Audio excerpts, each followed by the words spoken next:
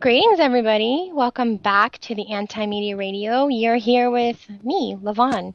Happy to be here with you guys. We have a show, if you didn't know, Monday through Friday, 8 p.m. Pacific Time, 11 p.m. Eastern Time. Same station, UCY.TV. We're so happy to be here on this network. It's full of other awesome people telling you awesome things that you should know or would like to know or would hope to know. And so check out those other programs, you guys. We're going to be reading lots of news tonight from the antimedia.org. There's a lot going on in the world. Life is quite exciting at this time. You guys, I'm sure, watched the debate last night. You were so excited. I'm not going to lie, I didn't watch it. I don't even care to see those clown shoes talking about how their shoes are cooler than every other guy's shoes up there. It's a waste of our energy. We got to put our energy where it matters, right? And playing the corporate game. Oh, I mean the political game. What's the difference? What's the difference? Playing their game is just not worth my energy anymore. And this week we don't have Leslie Goldman in the studio. He's been here in the Love Lab with me the past 3 weeks, talking about food freedom. Leslie is a pioneer in regards to laying down a foundation for the momentum that food freedom is gaining now. He's been literally active towards sustainability and growing organic food for at least 40 years. And he is super excited to be traveling up to Santa Rosa for the National Heirloom Expo.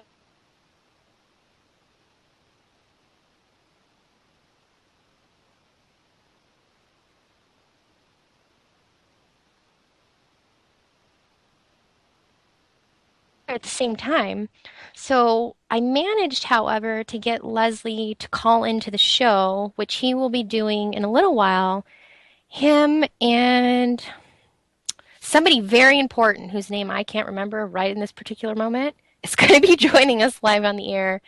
This guy is a world traveler and he is a teacher at the National Heirloom Expo in regards to rare, nutritious foods that apparently we have no idea about.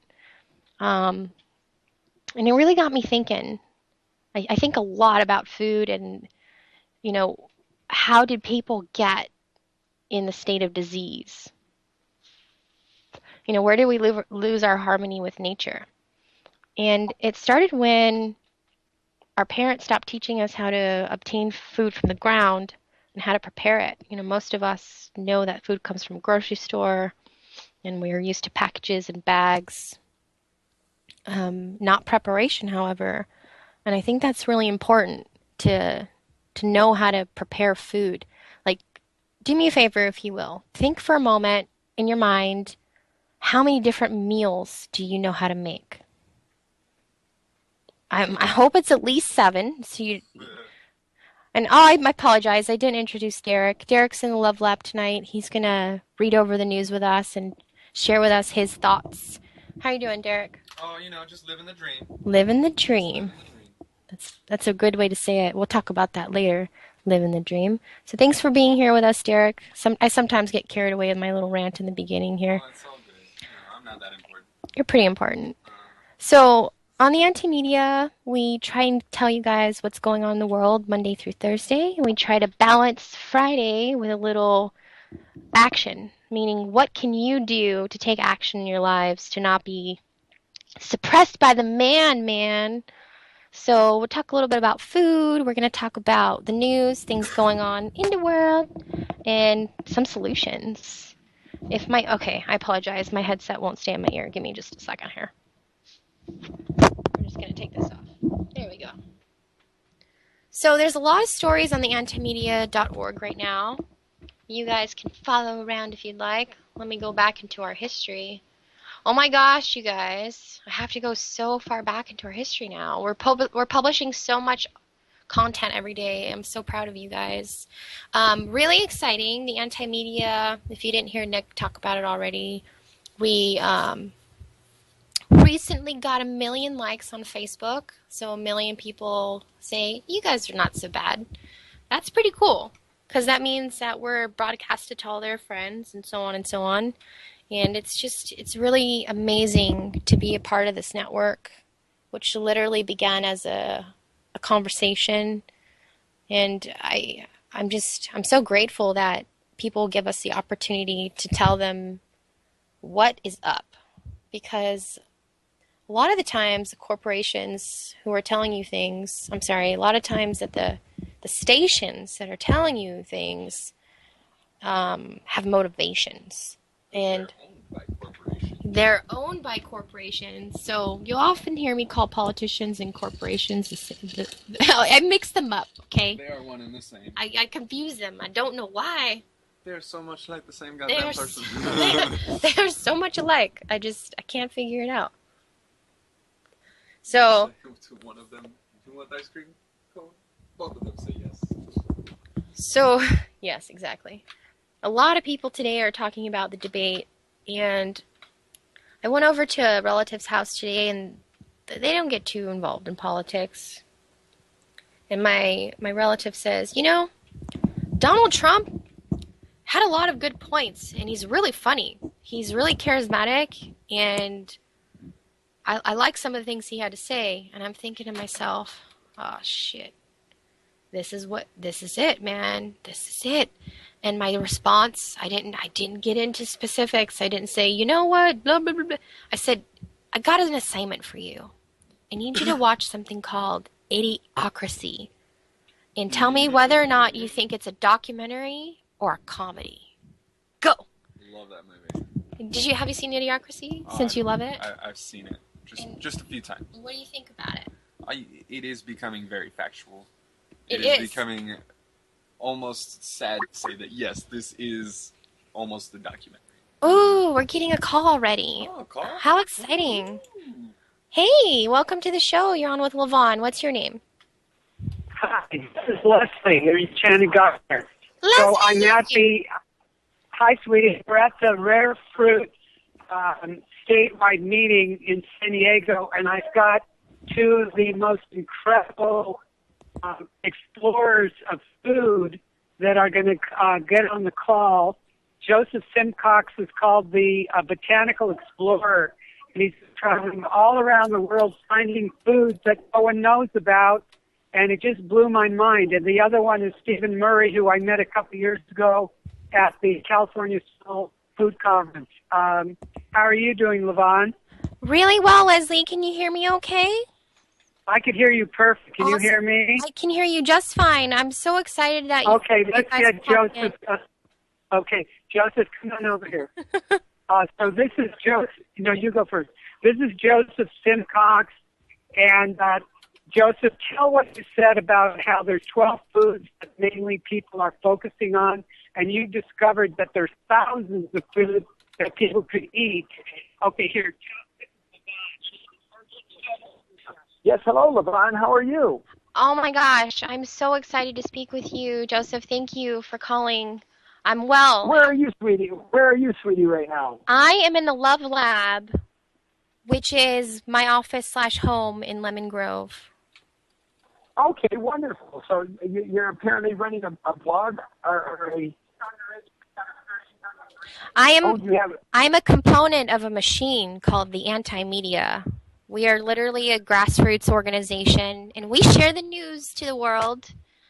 We were established locally in San Diego, and we're very excited to talk to people. And we give them good news, which is why we're talking to you. Okay, so what should we talk about? Leslie is prompting me, and he says he's particularly fascinated with a element of the food security issue, which I brought up in my talk here this evening, and that is that the bulk of humanity depends upon only 12 species of plants for 85 to 90% of their carbohydrate needs. That means the staple foods of the world, what the vast population depends on, come from only 12 species of plants. So in telling you that, it sounds like we're putting an awful heavy load on a very small number of species. And the reason that is dangerous, should there ever be diseases or pests or calamities that would affect these particular plants in a particular way, it's inappropriately relied on to such an extent that we're really gravely endangering our future. So what I contend is the greatest possibility for food security comes in spreading the burden out on a greater number of plant species. So the more kinds of plants that you're producing food with, the greater chance you have of escaping big diseases or big blight or calamity. Right. Does that make sense to you? it does. It's like instead of having one person carry the groceries, you share the load and the bags don't break. Okay, so that's a wonderful point. So in supporting this, it's not sufficient to just say, oh, there's lots of plants. The reason I have a certain validity in claiming what I say is because I'm a food plant ecologist. Mm-hmm. As Leslie introduced me, I call myself colloquially the botanical explorer. But the point is, unlike many people who study horticulture or agriculture, I am not a specialist. I'm not an expert at oranges. I'm not an expert at strawberries. I am a generalist. Mm-hmm. And in the camp of food, I have touted that as important because very few people on the planet know the great diversity of plants that can be eaten. And so all over the world, right now I still haven't reached even half the countries of the world. I've been to about 102 countries. I have studied the foods that people past have used and eaten. So not only domesticated plants that have been foraged, and plants that have been tended. And when I say tended plants, I always have to clarify this. Some plants were promoted just by the actions of humans in harvesting them. So if they were digging its roots, as they dug up the soil, inadvertently they would spread the plant around because they would leave little bits of the root in the soil. So the next season they would sprout up and hence be tended. So there's this tendency to not understand what people's past ate, and it's not because we are connected to nature. The reason being is that we're not connected to nature. In the past, people knew where their food came from. Now we go to grocery stores and markets to buy our food. So it's a very clear point. I mean, in fact, in certain polls relating to food intelligence or food knowledge, we come up with things like 20 to 50% of kids don't know where milk comes from because they never identified a cow as the source of milk. And when they go to the grocery store aisle, they see a plethora of milks like soy milk and coconut milk and almond milk and rice milk. And for all intents and purposes, they've obliterated the knowledge of where milk comes from a cow. Right. And so we have a lot of ignorance. Yeah, I agree. And what you do is so important, exploring the world for edible health, is people, it really dumbfounds me how we've lost the innate connection to our food. It literally becomes us.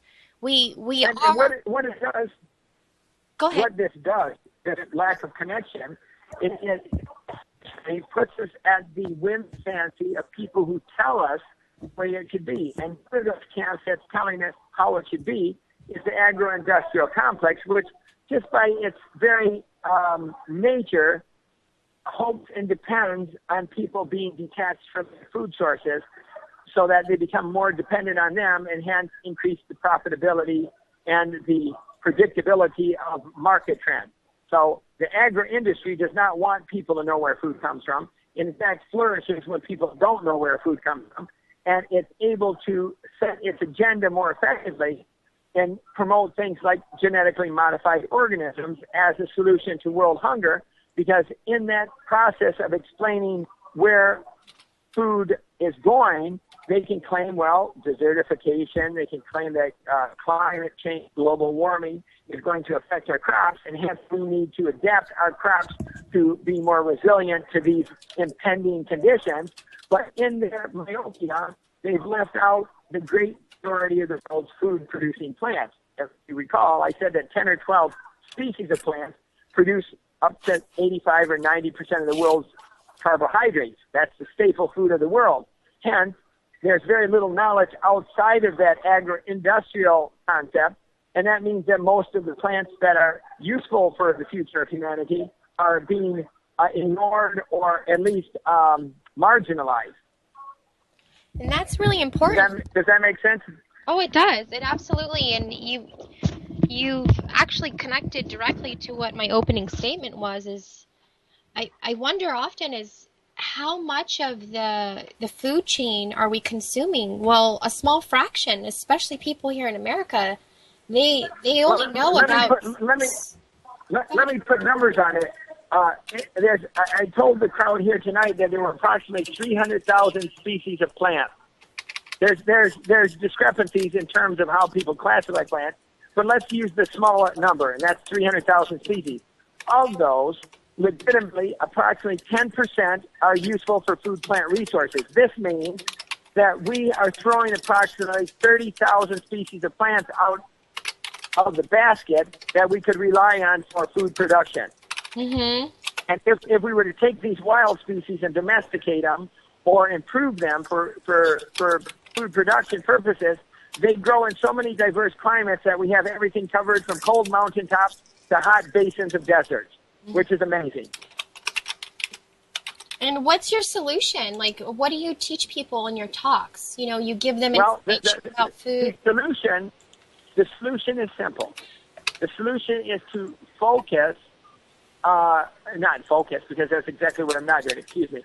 The solution is to pay more attention to the diversity of food-producing crops and for passionate hobbyists and passionate people who are inspired to take up the yoke and start growing these plants, start breeding these plants, and even selecting them as if they were modern-day Luther Burbank, improving plants and creating new ones for the future. So we've got to kind of live in harmony with nature. What a concept. Absolutely. What a concept. What a concept. And what I contend is that the future of humanity depends upon creating synergies with nature, whether it's in our infrastructures of cities and highways and byways, or of how we do agriculture. We have to become more astute in our symbiotic relationship with nature, because we can't fight nature as we now do. We act as if we're in a constant war against nature rather than trying to develop a harmony with it that allows both man and beast and flower to coexist. Yes. Indeed. And you bring up such a good point is we have lost our harmony, and Leslie refers to it as we've lost our beat with nature. And he's right. You know, we're off beat and we're off track. And I've been working in the natural healing industry for 6 years, and I've realized people recover completely from diseases by simply connecting with plants and what my herb teacher would call plant teachers. You know, every plant has an intention, just like every part of your body has a purpose. And what you teach people is very important. And how do people often? Go ahead. No, excuse me. I'm listening to you. I'm just interrupting because there's a slight gap. But. Oh, I apologize if there's a delay. I see some pictures here on the rareseeds.com on the page featuring you of you gardening since a child. Who gave you the passion for food, Joe? Where did that come from? Well, I think that it came from the fact that my mother was a biology teacher, and she introduced me to so many things in biology, and my father, and they were both nature lovers, but it was the introduction of them. I think my dad bought me some squash one time, and I was completely impassioned by the fact that you could plant a seed and create, if you will, a pumpkin. It was an amazing marvel for a child, and I just completely was sucked into it, and I've been so ever since. That's beautiful. You witness the power of planting a seed. And I have a similar experience, you know, watching my grandparents grow food and watching them. How old are you? It's Leona? My name's Lavonne, and Lavonne. My body's 28, almost. Oh, really? Mm-hmm. Okay, well, mine's 51, but I'm pretty vigorous. What are you saying? It's probably because of those awesome plants you eat. You're made of good stuff. Yeah, I eat a lot of variety of plants, and I eat lots of blueberries. I would love to meet you sometime, Lavonne. Oh my gosh. Sounds very, very interesting. It would be awesome to meet you and talk about plants, Joseph, and I want to commend you for your work. And thank you so much. I'm hoping to see you at the National Heirloom Expo and hear you speak. Honey, I won't be there because what I am doing is I am heading to film for 5 weeks, and I fly to the Ukraine on Wednesday. I'm going to spend about a week to 10 days in the Ukraine, then I go to Moldova, then Romania, then Armenia, and then Georgia, and I will be filming 5 episodes of botanical exploration and cultural exploration in those 5 countries. So I will not be at the expo this year. Oh, well, you'll be doing Yes. some amazing work though. And please, Joseph, do you have Let me give you my website. It's called explorewithjoseph.com. Okay. Explorewithjoseph, JOSEPH.com. Okay. And then my email, my personal email is Simcox2. Are you ready? I'm ready. Simcox as my last name, the number 2 at MAC, like MacComputers.com. Simcox2 at Mac.com. So Okay. it would be a pleasure to hear from you, and I would love to hear more about your work because it sounds fantastic. Leslie is hyping you up and saying you reached 30 million people. We talk to a lot of people, and we're talking to them right now, Joseph. And thank you for sharing that message of being symbiotic with our Earth, because more and more of us need to share that and really, really perpetuate it to the others who inhabit this place, because that's the key. Keep the good work up. This is wonderful, Lavonne. Thank you so much. Here's Leslie. Love Thank you. you. Thank you. Bye-bye. Bye. So, Lavonne? Leslie, thank you for the introduction to Joseph. That's really awesome. Yeah, that's Joseph Simcox. He's one of the top speakers at the National Heirloom Expo. I met him there. And, you know, there's over 100 speakers. There's over 114 this year, and I do hope you get up there as part of the anti-media team. So next, Stephen, come on over here. So we're on the radio, and this goes right on Skype and YouTube. And tell how we met, and I met your dad, and tell what you've been doing in Asia. How old are you now, Stephen? Okay, here, go on phone with him. Introduce yourself. Hi there. My name is Stephen Murray. My family, we grow fruits in the Bakersfield area. We have a farm. We sell in Santa Monica Farmers Market and other farmers markets. Okay. I'm growing. Nice to meet you. You're a farmer. Thank you for your hard work. Thank you very much. We appreciate you very much. Thank Tell you. Yeah. us your name one more time. Stephen. Oh, sorry. Stephen, Steven, Murray, Murray. It's very nice to meet you. Yeah, nice to meet you too. So tell us about what you do. I just graduated with a degree in plant science and Chinese. I spent the last year and a half in China, and then afterwards I visited a lot of my rare fruit collecting friends from across Asia, and I went up the entire west coast of India, went crafting around Turkey, through Myanmar, Malaysia, Indonesia, Borneo, Philippines, etc. I have a small seed import permit so I can bring in seeds from across the world. Mm-hmm. I'm growing 350 species of about 1,500 varieties of fruit. Oh my gosh. I got scholarship from the Orange County Rare Fruit Growers, the entire organization. 2 weeks ago, I was the bank speaker for the North American Fruit Explorers in Wisconsin and La Crosse. That's and I just amazing. joined their council. Yeah. So What was the name of that? like North America Food? The North American Fruit Explorers. North American is, Fruit they- Explorers. Uh-huh.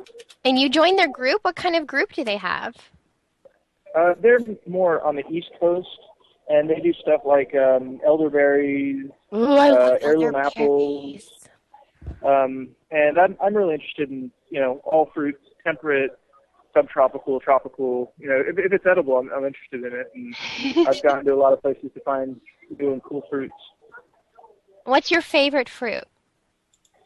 That is a really, really hard question to answer. Good, you're doing it right then. I like you already. People says, what's your favorite food? And I go, what do you mean? All of them. Depends on the season. So Yeah, like them all. and then, I really like saskatoons. Oh, you cut out there. What was that called? The province of Canada, Uh-huh. from the Avilaria genus. They're really nice berries. closely related to hawthorns, but they taste a lot like blueberries. That's one of my favorite temperate ones. I'm a really big fan of mamey, which is Poteria sapote. I really like some of the artocarpus species, like, jackfruits, penduli, chepadek, meringue. Meringue's really tasty. I'm a really big fan of the kaimitos, which is our star apples. Those are just among the most delicious things in the world. And I want some of that, people don't even know actually. what they are. Yeah, I've never heard of that, but I want it. You make it sound so good. Oh yeah, it tastes kind of like a fig crossed with an apple, but kind of milky and creamy. Oh my gosh. In Vietnam, they call it milk fruit. What they do is they rub it across like a rock or a flat surface, and then they bite on the end and they suck all the milk out of it. It's really tasty. Mm-hmm. Yang mei is a really good fruit in China. Zhiguo, or chia fruit, that's another one that I've been researching a lot recently. I'm growing about 58 species of mercatiae, so that's like guavas and Oh my eugenias, God, like those are my Suriname favorite. cherries. I could eat Yeah. a guava Say it again? tree. I have by myself. Like there has been a guava tree my friend has that has been covered in fruit, and I ate them all. I can do that. Wow, I can literally say I ate a guava tree. Like I love that's wonderful. guavas. They're so good. Yeah, So if you could I've got some introduce me really to good ones. more guava's friends, like guava's relatives, oh, I could make a Yeah, lot of jam. yeah. The guava family is just a really, really diverse group of fruiting species. So I'm growing, like I said, about 58 species, and I'm really experimenting with South American and Australian native guava relatives like the munch trees and The monk the tree is very interesting. yeah. Well, I'm going to have a talk tomorrow as one of the speakers from 2:30 to 3:30 at the California Fruit Growers Festival of Fruit. You're going to be at the Festival of Fruit speaking tomorrow? That's amazing. What's going to be the highlight of your talk? If you can give people a little preview.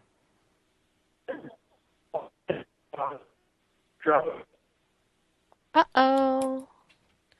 It's getting a little shaky there. Steven, can you hear me?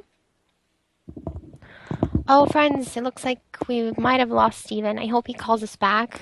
I really want to hear more about these guava species and more of the awesome work that he's doing. He did mention that he's speaking at a festival of foods tomorrow, which is highly exciting.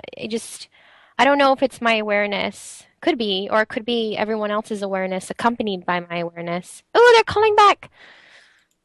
Hi there, it's Lavonne. This is Steven. Hi, let's try that again. Okay. Steven just wanted to give you how to stay in touch with him. Okay, yeah, All right. please do.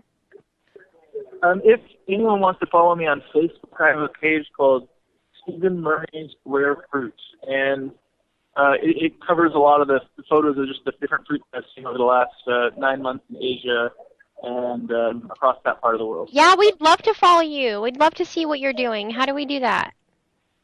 Just go onto Facebook and look up for pages. On Stephen Facebook? Murray's on Facebook. Yep. Oh, Facebook. I'm sorry. Stephen Yep. Murray. And spell your name one last time because I might have spelled it wrong. Steven Murray, Murray, and then Rare Fruit, RAREFRUIT. Okay. That's it. That's easy enough. Rare fruit. Let's find you. Let's be friends. Cool. Oh, awesome. Yeah, Stephen, thank you so much for calling us. And mention again where you'll be speaking tomorrow so people can check it out if you're available. I'm going to be speaking tomorrow at the Euclid Center, or the Jacobs Center on Euclid, I think, Road. Okay, that's from close by. 2:30 to 3:30. Okay, well, hopefully I'll meet you tomorrow. Hopefully I can make it out there. Okay, well, wonderful. Thank you. Thank you for your knowledge, and I'm going to give people the way to connect to you so they can follow what you're doing, okay? Okay, this is Leslie. How are we doing, Lavonne? I've got another, let's see what we're doing. Ron, come on up. This right here is, right here, and he was the mentor for for Joseph Simcox, and his name is Ron Heroff. And the way he makes his living is going around San Diego collecting seed off of trees. Oh my And gosh. he's a master. Ron, let me see if I can get it.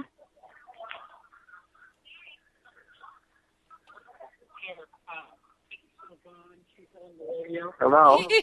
Thank you, Leslie, for being a live correspondent, finding me awesome people to interview. Yeah, where are you calling from? I am in San Diego, not too far from Here. you, in the Love Lab. Oh, we have to leave this room. Can we talk outside? Yeah, just a minute. Here. I'll try and get another connection. We'll go outside. Okay, Leslie, thank you so much. So Leslie is at an event right now here in San Diego that I really wanted to attend. Forgive me, I forget the name of the gathering, but there's literally hundreds of pioneer food warriors who met in a room to share their ideas. So Leslie's there playing live correspondent and finding us people to talk to and hear about, which is really cool because none of us had to go travel to this event in San Diego. It's kind of like we're there. And we've had somebody else call in. Hello, are you still on the line? Guess not. Well, the 7177 number, call us back if you'd like to talk. We'd love to hear what you have to say. And we're waiting for Leslie to connect us with somebody else. So these people are talking about pioneering food freedom, and that's really important in regards to taking back our power. We've seen an increase in violence across the nation, especially in regards to violence from our police force, the people we trust with our safety. So if you can't rely on that system, you must create your own. So nothing makes us happier than promoting people, supporting others towards their optimal wellness. If you look on the Anti-Media org right now, there's a lot of articles talking about this type of occurrence. But Leslie, have you got someone else for us to talk to? Yeah. Okay. Ron, this is one of my heroes. This is Ron Heroff. And I think a couple decades ago, because he had this very rare seed collection of seeds all around the world. And I know him as someone in his earlier days who also traveled to many countries, and he's the mentor for Joseph Simcox. He originally got, well, here, tell how you, Joseph, and how you started that, and then tell about your work, Ron. Hi there, my name's Lavonne. Ron, welcome to the show. Can you hear me? Yeah, I can hear you. Okay, well, I appreciate you being here with us. Tell us about what you do and why you're a food freedom fighter. Well, so the program is more of freedom. We just people knowing about food and where it comes from and how to cultivate it. That's part of food freedom, and we want to know how you perpetuate that. I see. Okay.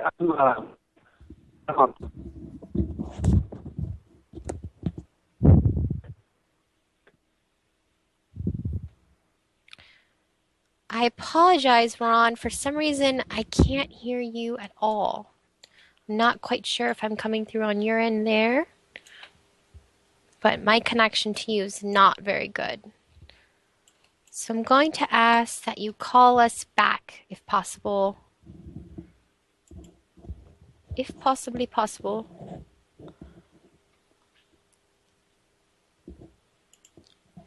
Wow. So that was exciting. Yeah. That was definitely exciting. I wasn't anticipating all those callers, and here they are. Here it is. Food freedom. Okay. Hi, it's Lavonne still. Hi. Okay, let's try that again. Thank you so much, Leslie. Okay, hold on.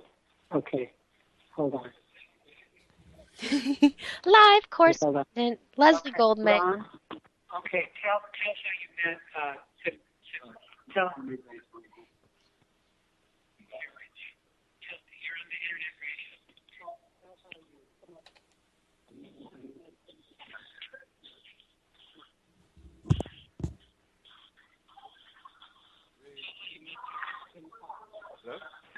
Hi there, can you hear me? radio. Hey, you're on with Lavonne. Again, thank you for your time. So tell us about what you do. Oh. You're saying hi. We're on Yep, we're Oh, we're live. We're live on the radio right now, actually, and we're very interested in knowing how you know Leslie and what it is that you do.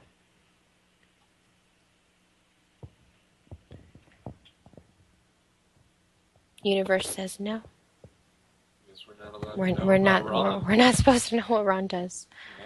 No, Oh man, that's too bad. I really was so want intrigued. I really Like, want to he's hear. Leslie's hero, Right? Oh my gosh.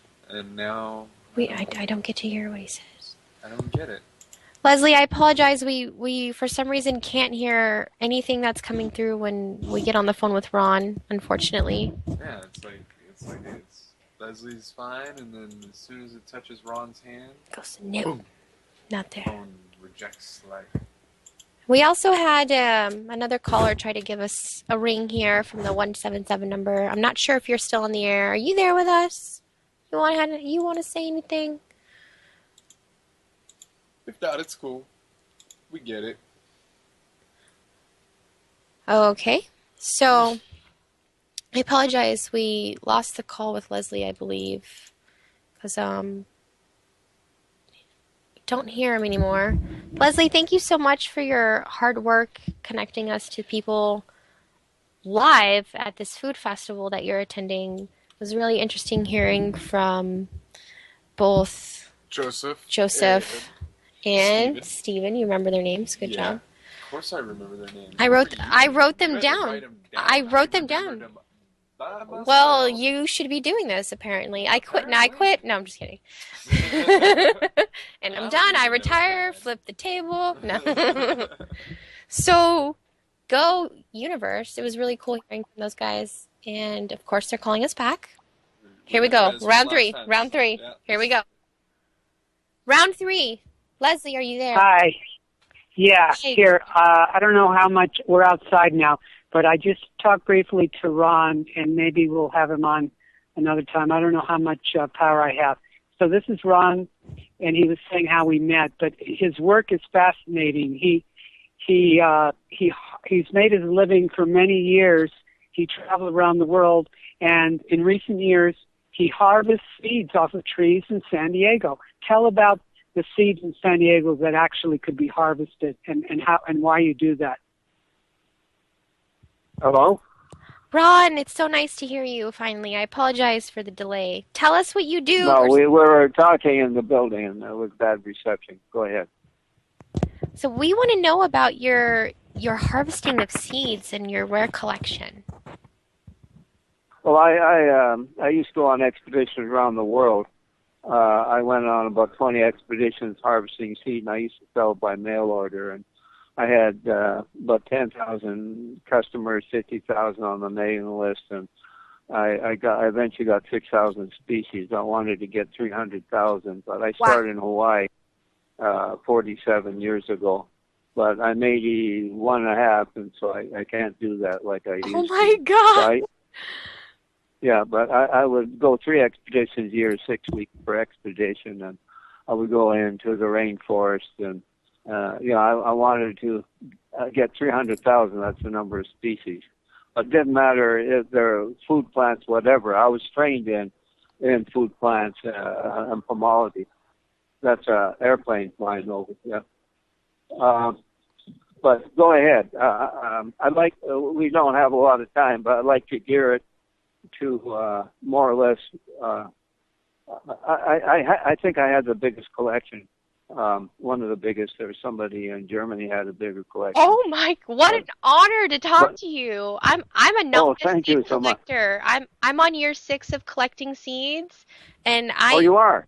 I I am just astounded to hear how many Really? species. Yes, like I'm geeking out right now. Do you know what that means? Like Well, I'm highly excited. That's awesome, yeah. and I'm happy that Well, you teach. I worked out the thing on seeds on storage because I used to store all my seeds, but you want to when you get the seed. But I found out there's 3 kinds of seeds. You have your wet seed, your semi-wet, and your dry. And not too many people think like. But some seeds you got to keep wet, especially from a rainy area. And others you can keep dry and you can keep for hundreds of years.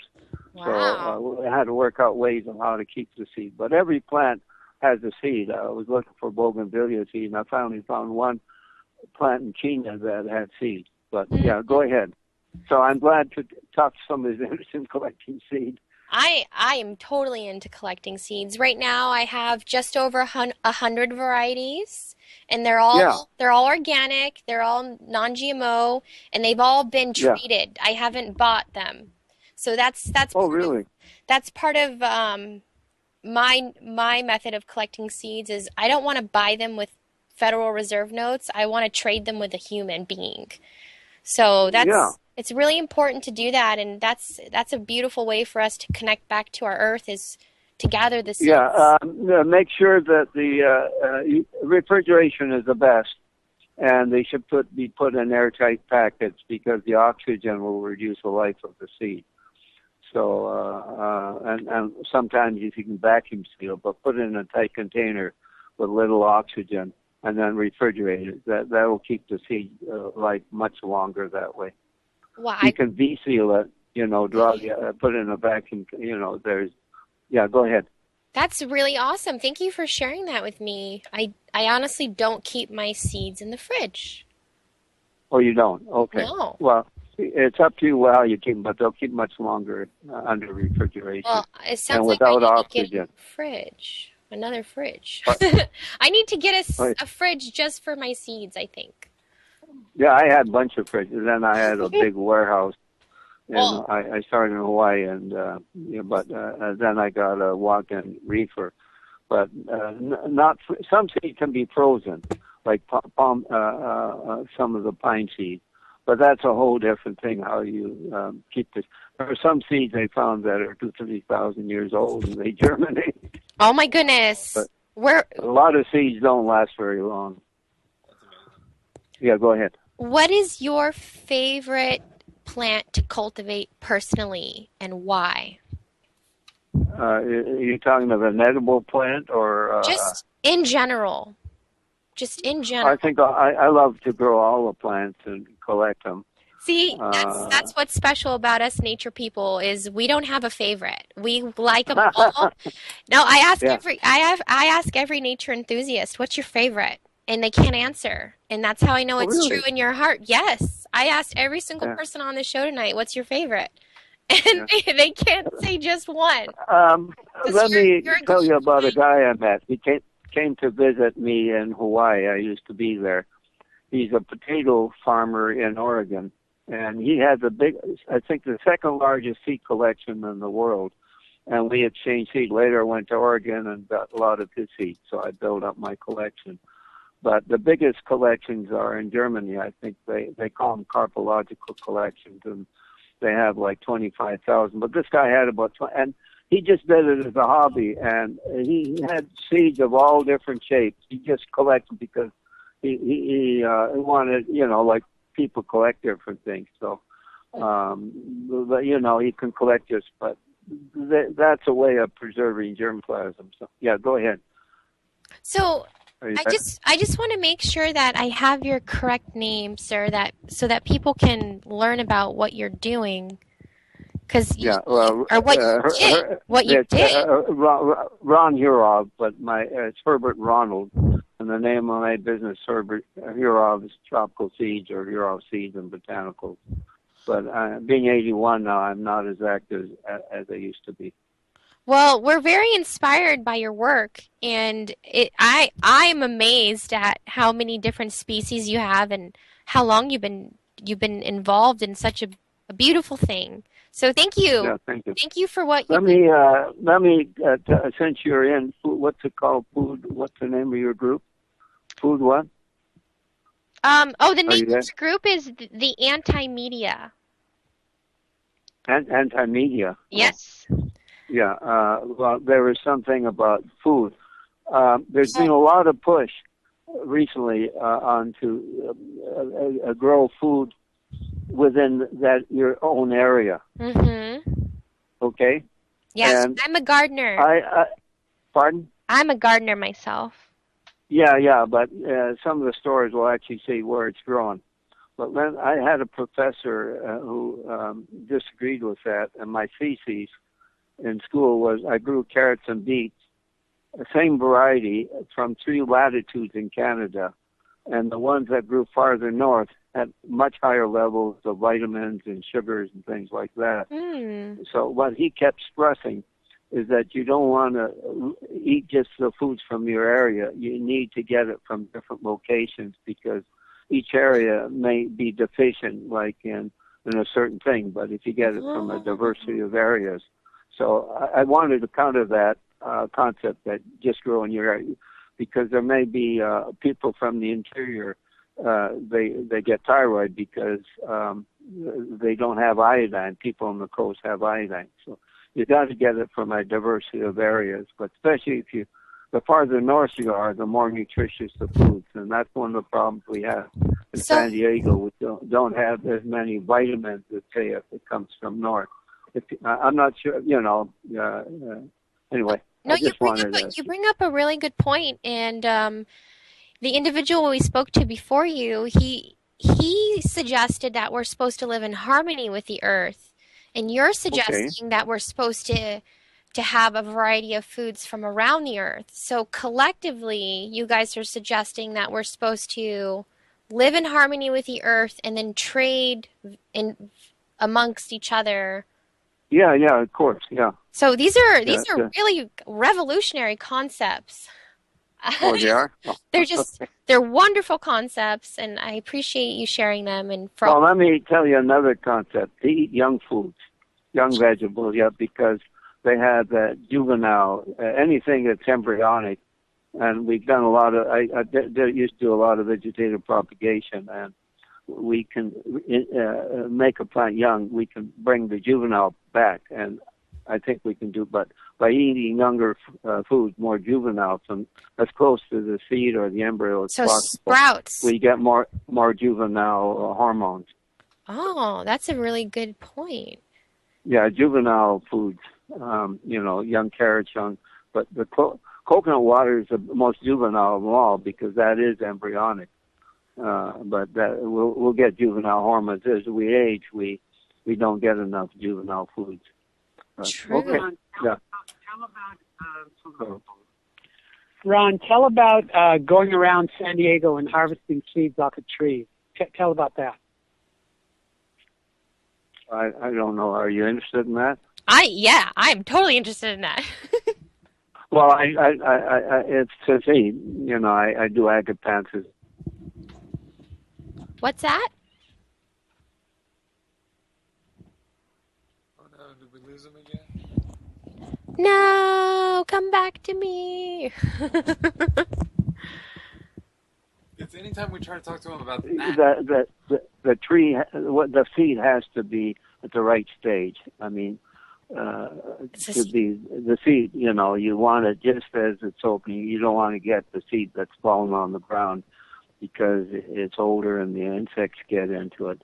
They're just the right point when the pod is opening up. That's the best time to harvest it. No seeds are full of life, full of vitality, and you'll get very good germination. The other thing I want to tell you is the seed is only a seed. What's important is the embryo, and you need fertilization between plants that are close together. If you get one isolated tree, it may not have an embryo. So when we look at a seed, we'll put the seed in water and swell it up, and then cut it and if we need a handle, we'll look and we'll see if it's got an embryo. So you can have a lot of seeds without embryos, and Oh, then we do germination. And so a seed it could be empty, so you have to have it what we call fertile. And I won't do anything. I need about 90% fertility, before I'll even ship it out. I float the seed. Those seeds that, not all of them, but put a little soap in there, and the good seed will go in the bottom. There are seeds that float, but generally speaking, you float the seed, and all the seeds that aren't good will float off, or I'll blow the seed, and the light seed will blow. So you want to get as many of the seed pollinated as possible. And a lot of seeds need a group of plants growing where they'll cross pollinate. Well, if you just get it from one plant, it may not be pollinated, and it may be an empty seed. hmm. So yeah, and I Really clean all interesting. my seed by hand. Pardon? That's a really interesting point. Is especially people gardening urbanly now. They Yeah. don't grow. They grow, food in a variety of ways, and maybe their plants aren't as fertile as they can be. So Well, I mean not fertilizer. I'm talking of whether it has an embryo. We call oh that fertile. oh yeah, Yeah, yeah, it has to. You don't want to plant seeds that don't have embryos oh because no, you've got. I understand what you're saying, and I'm agreeing with you. It's a really good point that people don't really think about. So I appreciate that. But can you Okay, and tell us? what do you do? You're a gardener? What else? I'm a writer. Oh, Um, you're a writer. and I'm hosting the show that we're on right now. This is something that, Oh, that's wonderful. and I The just other thing, there are a lot of that Tim Cox. I think you talked to him, yes. and I'm his mentor. I mean, I help him a lot, but there are a lot of plants that we could turn into crops. I'm a wild harvester. I'm not. I don't grow. I do some growing. I was trained to grow, but I basically let nature do the growing, and that's my life. I live as a wild harvester. That and What that's kind of one of the first hunters and wild harvesters. And so I just let nature is my farm. The whole world's my farm. that's And beautiful. so you have to learn know how it's no fertilizer. I did a lot of work on pesticide toxicology, and you don't want to use pesticides. I've done a lot of work on that. Okay. And Anything else? why don't you want to use pesticides or chemicals on your food? A lot of the current cultural system is built upon the principle of said things. Why don't we Right. need those, do you think, Ron? Well, Rachel Carson wrote a book, and I got a job at the University of Hawaii studying the toxic effect of pesticides. There were 11 groups that were set up, and Hawaii was the second largest. California was the largest, and was in the School of Medicine. So Hmm. we recruited people, pesticide workers, farmers, and then we checked their blood and everything, and we studied how these pesticides affect people. I mean, they kill insects, but they have an effect on people. So that's what I did for 6 years in Pacific Biomedical Research Center at the University of Hawaii. Okay. And pesticides affect people. The main way on the organophosphorus is that they reduce the cholinesterase level, and that's your reaction time. Your reaction time is closer. So, but almost all pesticides have some deleterious effect Hmm. on people. And so if you don't use it, you won't have this problem. And so that's why I don't like using it. I got poisoned with pesticides. And even got cancer, and that could be partly due to pesticides. I used to put my hands in. We didn't know then, but they're bad for your health. Well, I'm sorry to hear about your body having that type of reaction to whatever gave it that ailment. Yeah, well, actually, it was nicotine pesticide. Go ahead, but it was a number. Right. I used to screen the new, and then I got out of school with a pesticide company, and we were looking at new. And one of the products we had was B9, and it was B995, and that's a growth retardant. They used it to make apples red without Oh a my Connecticut God. U.S. rubber, and it turned out that caused cancer. So it was a rocket fuel, and they developed it. So Man. the natural pesticides are probably better, but Yes, not I all of them. agree. And I have two questions for you, and I've only got a few minutes, so I'm hoping to get them in. They're Go very ahead. important. One, as a biomedical researcher and an individual who's had cancer, do you know about the effects of cannabis-infused oil for defeating cancer and helping with horrible Yeah, ailments? yeah, I'm sure a lot of them are helpful. They're herbs, and they probably help. I I'm know not an expert on it. I know that's just one that people use, but Yeah, the important thing is that we don't need pharmaceuticals all the time, and we can live in harmony with nature without adding exactly. things like B995 fuel, Yeah, rocket fuel.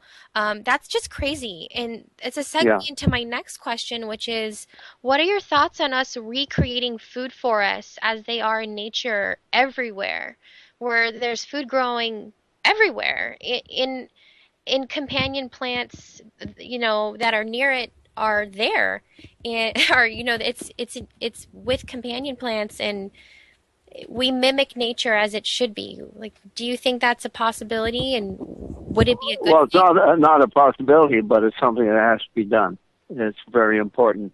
I was growing a plant I found in the Philippines. It produces gasoline, and the plants would die. And then there's a couple that lived, and they had weeds around it. And then I found out that it's an epiphyte. You don't want a weed around it. So this is harmony in nature. When we grow things, we don't realize in nature it grows amongst other plants. So Oh, we have to grow amongst other plants. thank you You know. so much, Ron. Have a beautiful Yeah. evening. I'll meet Thank you you very soon. much. Thank you. Okay. All right. Okay. All right. Bye.